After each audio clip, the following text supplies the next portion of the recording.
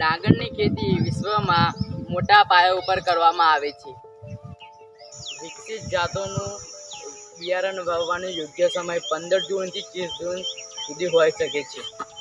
કારણ કે ડાંગરનો ઉપયોગ ઉત્પાદન માટે અને વધારે પડતું ખાવા માટે ડાંગરનો ઉપયોગ થાય છે. એટલે ડાંગરનું સેલ્સિયસ 20થી 37 ડિગ્રી સેલ્સિયસ જરૂરિયાત પડે છે.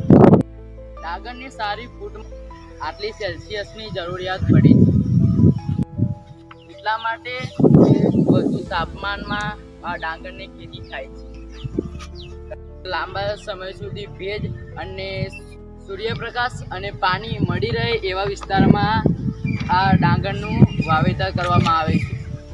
અને પ્રાકૃતિક ખેતીમાં કોઈ પણ જાતની ડાંગર હોય તે ડાંગરનો રોપણીનો સમય 30 જૂનથી ચાલુ થાય છે. જેમ કે ડાંગર કોઈ પણ હોય જાત 644 હોય, સૂર્યમોતી, એ વિવિધ પ્રકારની ડોગરો તમારે રોપવાની શરૂ થઈ છે 30 જૂન પછી તમે રોપી શકો છો.